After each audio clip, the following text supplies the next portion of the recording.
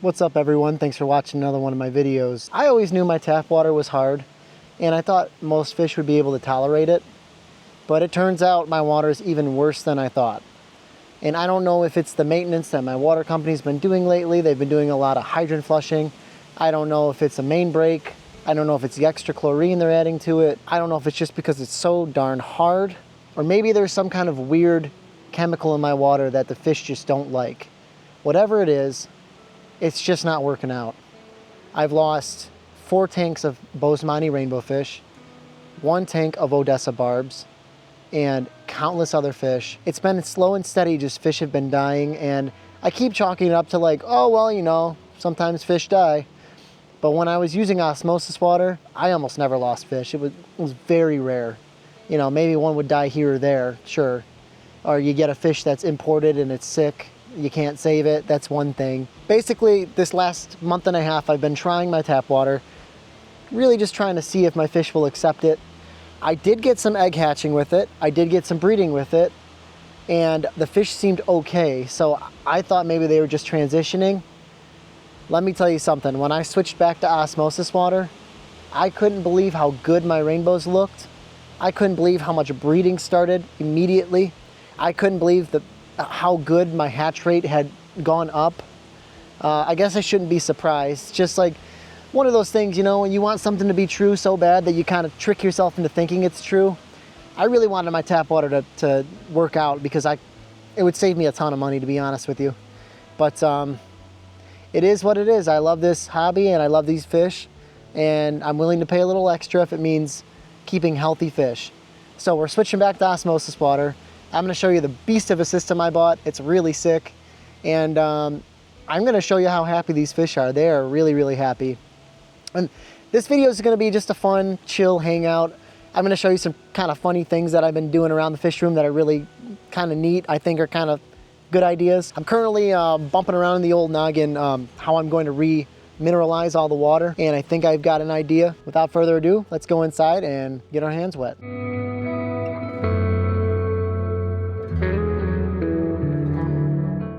Okay, so ever since I switched water, I've been seeing a lot of breeding. This is my L181 peppermint plecos. You can see this male in the center of your screen is sitting on eggs right now. I don't want to freak him out too much. See, he's doing the little wiggle move. But that's not the only pleco that's laid eggs lately. The snow white longfin plecos have laid eggs too. Oh, you can really see those beautiful eggs back there. So we won't freak him out too much either, but this will be, I think, their 3rd batch since I've bought them. The Venezuelan Corridora have been breeding pretty much every day. Like, it's insane. I have a wide range of ages in here, including my breeders, and they are just throwing eggs every single day. Actually, there's a lot of days I come down here, I don't even pick the eggs because I have so many of these things. And if you look in the moss, you'll see a bunch of eggs too. But these guys will really look good on a black background. You put them on sand, they'll kind of wash out, but if you put them on black sand, black gravel, black aqua soil, black painted tanks like I've got, you're going to be rewarded with a really dark orange coloration. Plus, I think the brine shrimp I gave them definitely helps too. What a gorgeous fish. I love these guys. Original breeders are from Dan's Fish. I've got a really decent amount of RU4s growing up. I finally started getting consistent eggs from these guys when I switched them over to the soft water. And I probably get around 10 eggs a day, which I think is pretty good for 2 adult pair. Really what I've found with these is timing is everything. If you come down here too late in the day and you look for eggs, you're only going to find a couple. They're really good at eating their eggs. I think you'll hear that from a lot of different people. What a gorgeous species though. Would look great in a nano tank. Definitely gonna have to put some of these in my bowl aquarium. Finally got a healthy group of prey cocks that are breeding age, but they're still kind of small, so letting them practice on this mop. I'm not really getting any hatching yet. I think they're still kind of figuring it out. But beautiful fish. I think they're gonna grow into really nice adults. So there's a male, he's looking pretty good right now. Some females underneath them. I've been raising a real decent amount of luminatas. So I'll probably be listing those on the website soon. And I also have some Melitania trifasciata Blythe River in here. These are just hatched off plants I threw in the pond. I did not mean to breed these guys, but I'm glad I did because I love them. Took me a while to figure out what they were. Absolutely adore these rainbows. I think they're stunning. I do have a little group of snow white plecos growing up. There was about 50 in this batch. I've lost a few. Always seems to happen with pleco spawns. I feel like the weak ones survive a few days and then end up dying. At least that's been my experience. Maybe it's something I can improve on. After about a week or two, I feel like I don't really get any losses anymore. I think that the stronger ones will survive, and these guys will turn out to be really healthy fish. Got, I'm going to guess probably at least 30 or 40 in this 10 gallon, so they'll be moving once they get a little bit bigger. Plecos have been growing really nice in 10 gallons for me, actually, because if you think about it, as long as you keep the water clean, it's very easy for them to find food.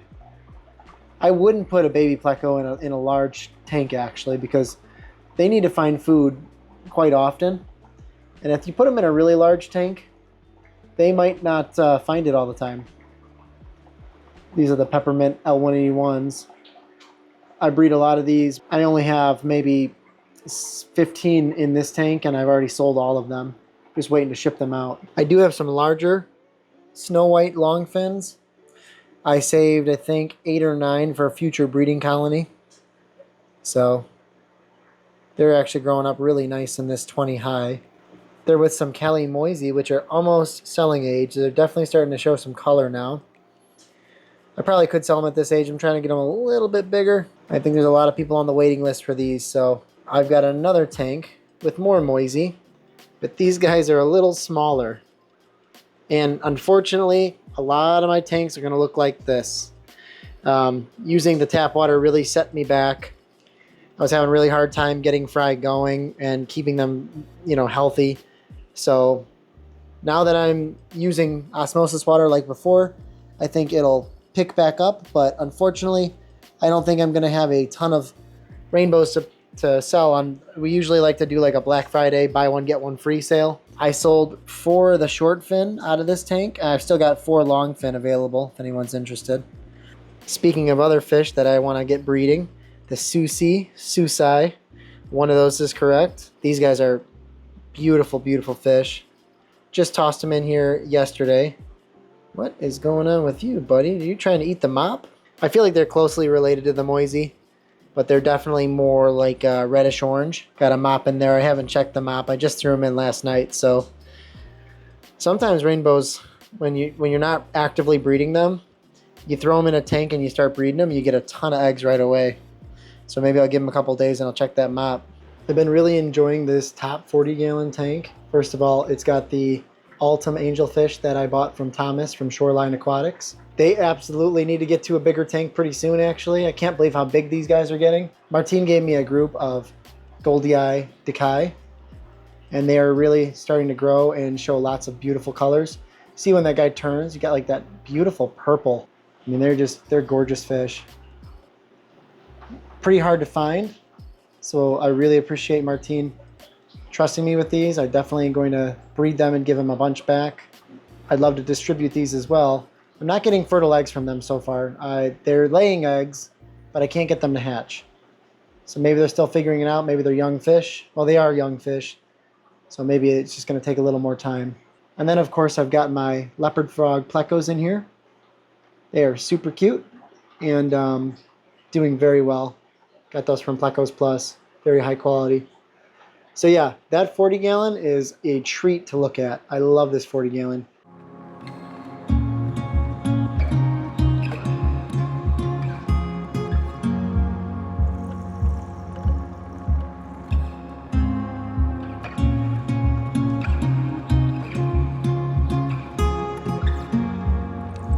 Just below that, we've got the Trifasciata Blythe River. And we've got some blueberry tetras as well. Beautiful, beautiful fish. In this bottom 40, I've intentionally left it kind of like a forest because I've got my Goodyear Amica Splendens in here that I got from Jason from 5 Star Betas. He gave me a little group of them, and they actually have bred. I saw a couple babies in here the other day. So it's a Goodyear. They give birth to live young. Not very many, but when they are born, they're pretty big. So they've been surviving in here no problem. And aren't they just a cool fish? It is beautiful. They get along really well with the rainbows. They squabble here and there. I haven't seen any fin nipping. I know they can be nippy sometimes. They're definitely not afraid of the big Myrissi rainbows back here. I've got some really nice Myrissi rainbows back here, some breeders. If we just stay where we're at and we look just to the right, you'll see a 40-gallon full of Pseudomagilla furcatus. These are the yellow forktail. I have a bunch of these. I've already got rid of a bunch, and I still have a bunch. So the secret with these is just consistently pulling eggs. I had a decent group, breeding group of probably about 15, 16 fish. And they would lay eggs every day, and you just try to pick the eggs about 3 hours after the lights turn on. Seems to be a good time to pick them because they've laid them recently, but they haven't eaten all of them yet. If you pick them at the end of the day, you're probably not going to find a whole lot of them. They like mops on the bottom. They like mops suspended. They like mops on the top. They don't really care, in my experience anyway. They grow really fast, and they're just super cool. Looks like they got little yellow pom-poms that they wave around. When the males fight, it's really fun to watch when they spar. And see, look at that. Definitely some dance-offs going on right now.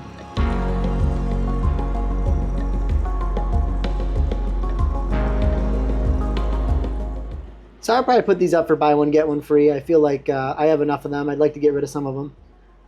And they don't live very long. So I like them to go to good homes. And hopefully you can breed them yourself. I'll probably make a video on how I breed them. But I feel like a bit of a poser doing that because I haven't been breeding them that long. But obviously whatever I'm doing is working. So I guess another method to have in your back pocket doesn't hurt. Up here I've got my Chilothrina alleni, Wapoga Red. And they are definitely putting on size pretty quickly now. There's a couple sickly ones in here that I obviously wouldn't sell. They're kind of skinny and withering away. I'm going to have to euthanize those, I think. But the majority of them are looking really good. The males are already starting to show a lot of color. Very active fish. I love the body shape. They're like little torpedoes. And yeah, they just never sit still. They're kind of like me. They're always moving. So these top 40s are kind of like theme tanks. This is more of like a natural colors. This is my blue colors. So we've got the turquoise and the blue angels in here. Believe it or not, these little blue angels have already bred. They're not even that big, but they're just one of many fish that started laying eggs once I changed the water over. I've got some turquoise rainbows in here as well. Gonna give some to my buddy Steve, but I still got a bunch. So those are still on the website. And I recently moved over my Wabenmunster plecos. Finally gave them a proper home. Made them a little hotel and everything. Oh yeah, my Gassii breeders are in here as well. These guys are so chunky. Yeah, my Wabenmunsters are definitely getting bigger and bigger, and I wouldn't be surprised if they start breeding within the next year or so. I bought them as juveniles, but they grew pretty quickly. So I made them a little natural hotel. Hopefully they like it. This is my orange tank, and very sad to say that all of my Boesemani died except for one female. This is the one survivor back there. All of my Boesemani died. I had a bunch in this tank, and one by one they kept dying, and I think it had something to do with the water because the second I changed the water over, they stopped dying. Well, it was a little too late. All I got was one left. So really, really sad because those take forever to grow. And I just really care about my fish too. I hate seeing them die. These koi angels are super high quality. I got them from Angels Plus. They're all veil tail. These have actually bred already too, which is insane. They're not even that big. One of the comments said not to breed veil tail with veil tail. If someone could tell me why, that'd be awesome. I'm new to veil tail, so I don't want to do something I shouldn't do. If you don't think I should breed veil tail to veil tail, tell me why that's a thing. I mean, I guess I'll just have to source more koi angels that are not veil tail. Probably from the same breeder. But I've got my 397 King Tiger plecos in here. I give them morning wood rapashi mixed with Soylent Green. So they are getting wood source, and there's a few pieces of wood in here, not much. I gotta get more wood in here. Melitania calitawas. I don't have many in here, so I'm really just trying to get my breeders breeding before I sell anymore, because I might have to pull from the stock to add to my breeders. I had a bad case of bacterial infection with my breeders and I lost all my females. So progress getting these going again has been really slow. I apologize. I know so many people have been asking when will they be available, and the answer is I don't really know. Hopefully in a few months. I got my yo-yo loaches in here. I love these guys. They're happy with the new water. Down in this tank, I have about a bazillion Medaka rice fish. These are the gecko. And I gonna try to keep all my rice fish on the bottom tanks because they're just way better to look at from the top down. You know, I was keeping them on the top tanks. First of all, they like to be a little cooler. So my top tanks run around 76. My middle tanks run at 78, and my top tanks run at 80 degrees. That's exactly how I like it. So these guys are at 76, which are still a little bit on the warmer side, I guess, but if I leave the tank lid open, they're actually sit at like right around 74. But I got a bunch of those in here with my Melitania parva. So these guys are not turned on right now. I've got to actually pull these breeders and get some more parva going. I only got a small tank of parva. I'll give you a real quick look at all my fry. All the tanks look pretty similar, so you're not really going to see a big variety, but just to see how much stuff we have growing up, I think it's worth showing. So I have a ton of Herbert axelrodi. I've got more Herbert axelrodi. I've got a small group of parva rainbows in this 20 high. I've got a bunch of Trifasciata Blythe River in this 20 high. Unfortunately, I think the theme of this video is fish death.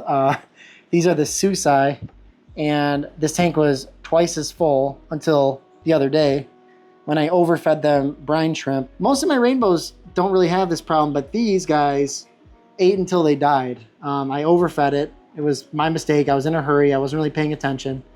And a lot of these just ate until they couldn't eat anymore, and they just turned over and died. So that was a rookie mistake.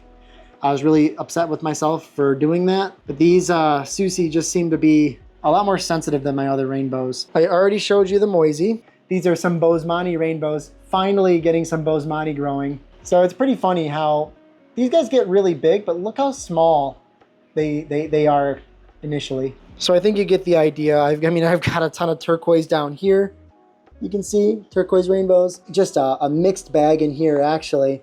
I'm not going to be breeding these anymore, but I bred a bunch of emerald rasbora. So there's a ton of emerald rasbora back there. I've got more luminatus. I'll list those on the website as well.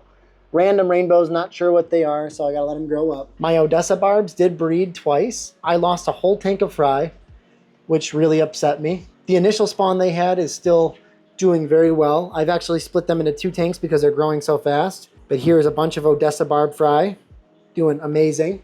And here's another tank up here. Same thing, doing great. These guys, man, they eat a lot. For little fish, they eat a ton.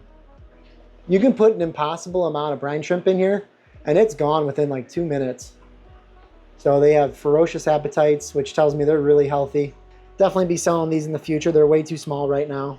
I do have a really nice group of Chilothrena blairii for sale. These will all be buy one, get one free. Really nice size. They're already getting pretty big. The males are already showing a lot of color.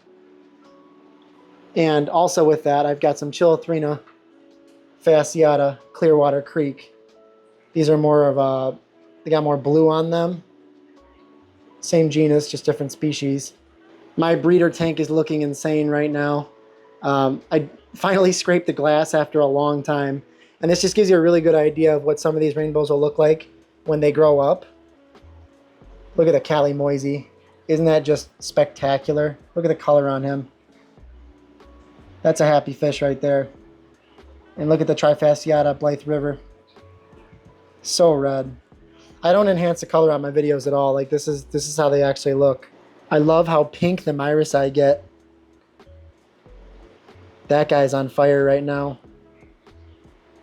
He is having a good time. Last thing I want to show you is the bowl aquarium. It's growing in really nicely, and I finally have some fish in it.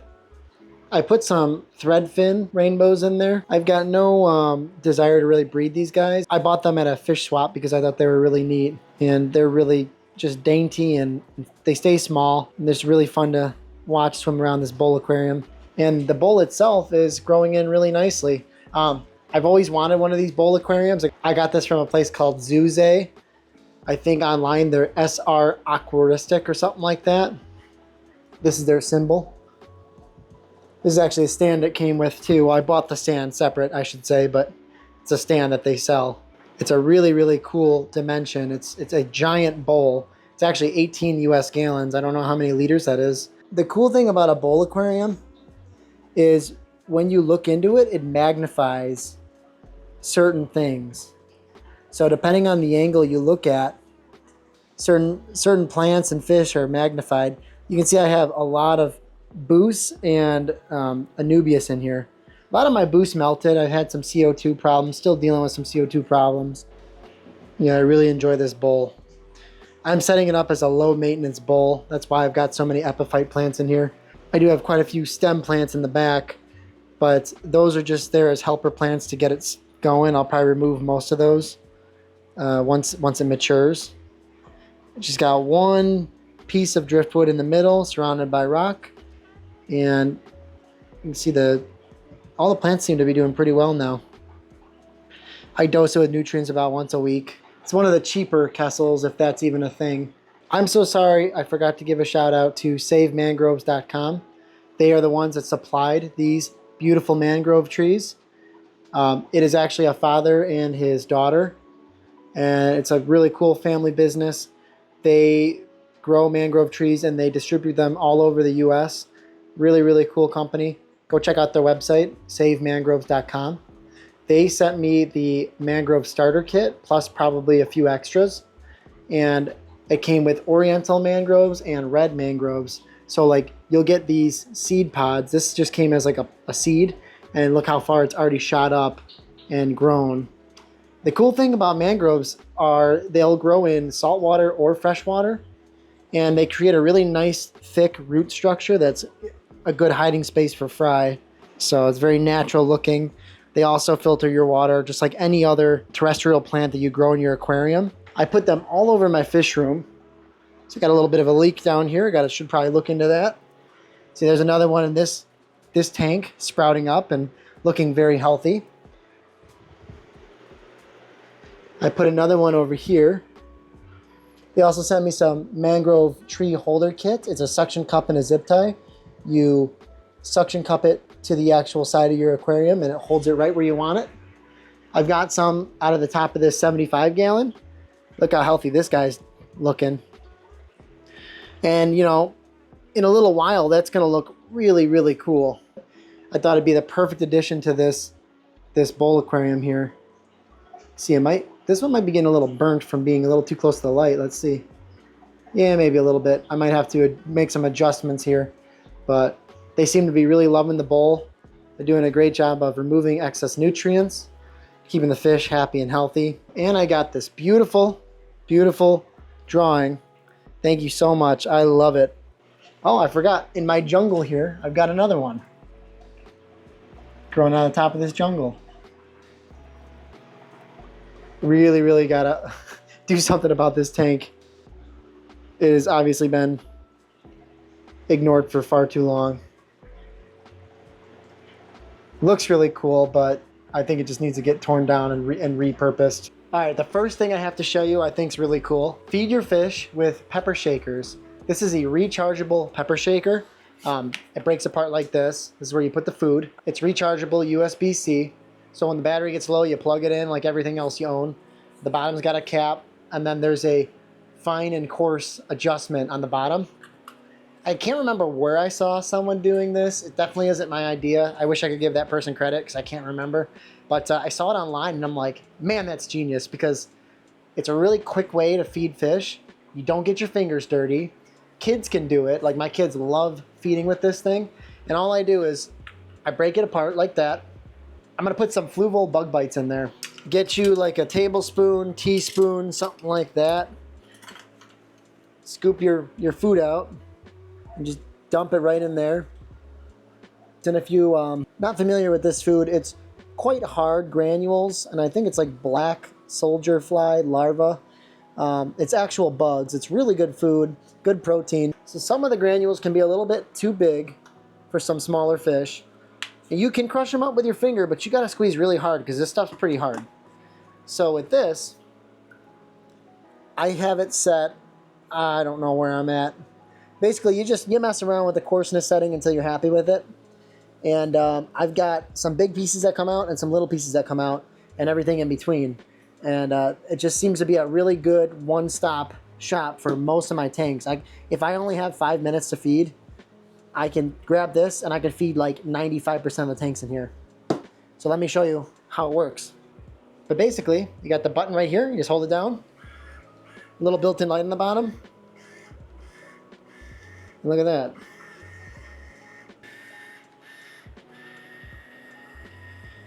I feed this tank a ton, and they eat this like crazy.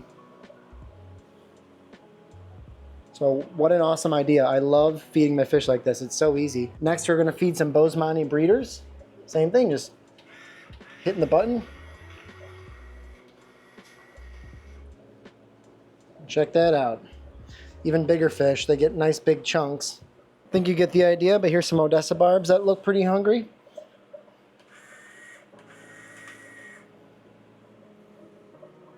Such an easy way to feed your fish. Your fingers stay clean, the kids can do it. It's rechargeable. Here's another little invention that I think you might like. If you're pumping your water out of a static source like a drum, garbage can, some kind of water storage tote like an IBC tote, you probably have a pump that you plug in every time, and you probably just plug that pump in, have that valve off, walk around with the pump just running the whole time, and that works. But I found these outlets that are controlled by switches. It's probably a pretty common thing, but I've never really looked for them, so I didn't know they existed. Basically, I have this connected to my pump in my water storage, and if I hit on, it's on now. So now I got water. So let's say that I just did a water change on these tawas, and they need to give them a little more water. I got fresh water going in. But they don't actually need water. It's just for demonstration purposes only. When you're done, hit off, and the water's done. So where this is nice is like if I'm changing the water upstairs in my display tanks, I don't have to, like if I get all the way up there and I open this and I'm like, oh crap, I forgot to plug in the pump. I just hit this button and it actually will reach, it'll go through the floors, and yeah, how cool is that? I took my heat sealer and I heat sealed it in a bag so it doesn't get wet. You could probably do the same thing with a Ziploc bag or like a freezer bag, something like that. And very cheap. I'll link it if you're interested which one I'm using. They're all probably the same, but some of them might have better ranges, but on-off switch for your water. Another thing I want to show you guys is a really easy and efficient way to do water changes. This is a 20-gallon tote. It sits pretty low, and that's important. I'll show you why. I got a DIY water changing device that I made, and a sump pump, and some rigid tubing. All right, so basically how this works is I drain water into this tote, and this is a 20-gallon tote, but it sits lower than the lowest tanks in my room, so I can siphon down into it. If I was using a garbage can or something that was too tall, then I wouldn't be able to do water changes on my lowest tanks. In here, I just have a sump pump with a float valve. When the water gets high enough, this turns on, and it drains water through a rigid pipe.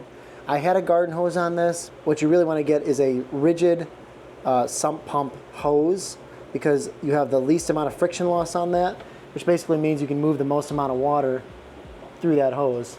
I've got that going into my sink all the way down on the other side of the room. I believe it's a 25-foot hose. So basically you just set this up wherever you're going to be changing water. You can put wheels on the bottom if you wanted. You need a power source to have the sump pump going, and you need a drain. In the summer, I'll just open my door and put that out in the grass. But basically, you've got a pump that pumps the water out as needed. It's not just running constantly, which probably wouldn't be good for the pump. Plus, it's just annoying to listen to. But it's actually a really efficient way to change water. I can get water siphoning through here, and I can just walk away because I know this is going to kick on. I'm just doing a real quick water change on these Pleco tanks because they're really dirty. You can squeeze out your sponge filters in this water too, because it never quite empties all the water, so you always got a little bit left to play with. So like I'll use it to clean out filter media, sponge filters. I'll take like a bucket and dip the bucket in and use that to water my plants. You take it out to your outdoor plants, your vegetables.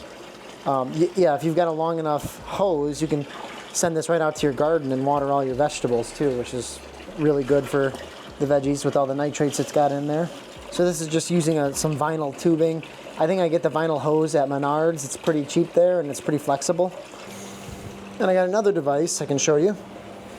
I'm working on making something a little nicer than this, but basically there's two valves on it, so you can keep them both closed and keep water in there so you never have to suck on the hose. And then I just take a piece of PEX tubing, I think it's 1/2 inch, and that gets down to the bottom, and I can siphon off the bottom without getting my hand in the water. I love doing water changes with this thing. So I put it down the bottom, I'm gonna open it up, and my hand's not even in the water. This is a 20 high. See, I can just swipe left to right, get all this junk off the bottom. This is a pleco tank, so it's really dirty. Obviously, like with any water change, you gotta watch you're not sucking up little baby fish. These are my wobbin moonsters are in here. Oh, see, I just scared one.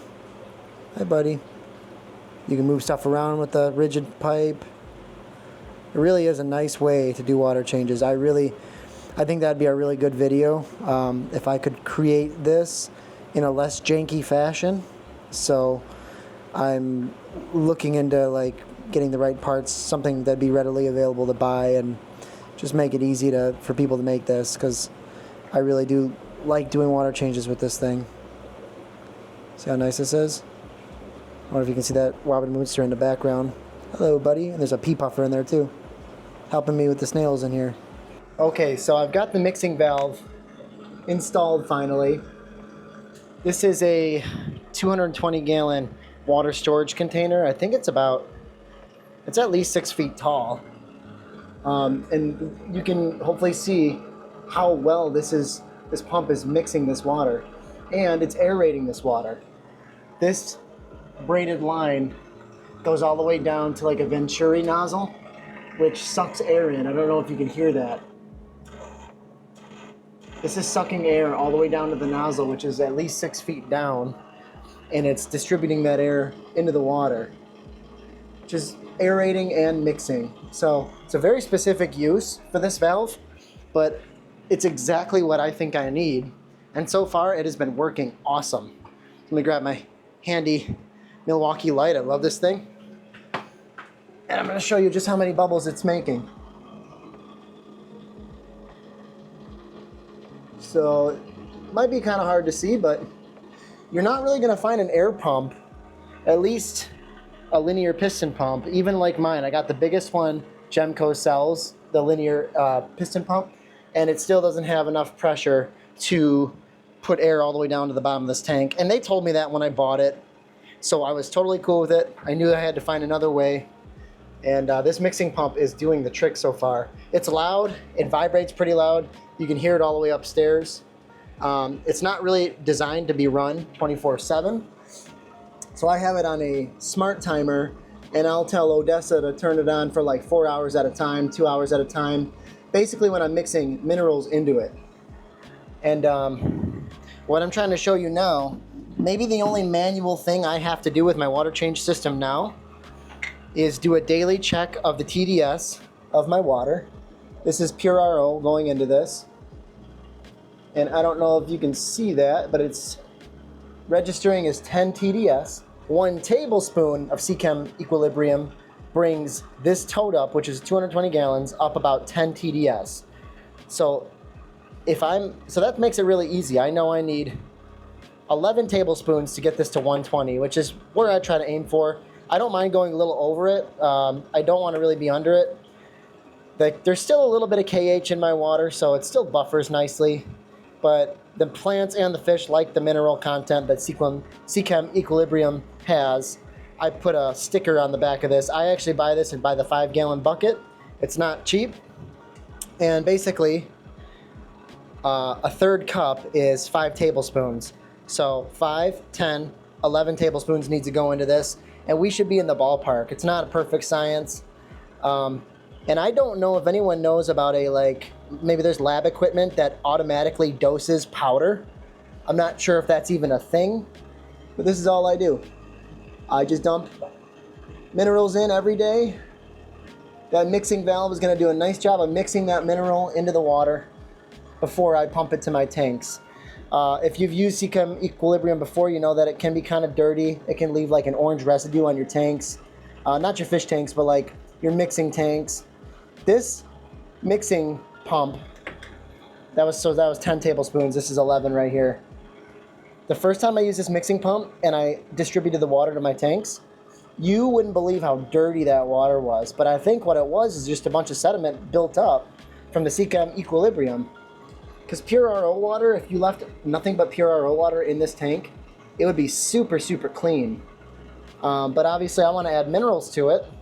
This is the best way I can figure out how to do this. So I've been circulating water through this hose for a few minutes, so it should just be tank water at this point. And what's nice is since this tank is so high, there's so much pressure, I don't even have to turn the pump on half the time because it just gravity feeds out of this. 143, see that's fine. I'd actually rather have a little bit more minerals than not enough. Remember when I said I had a beast of an osmosis filter? There she is. Pretty much the cheapest commercial one you can get.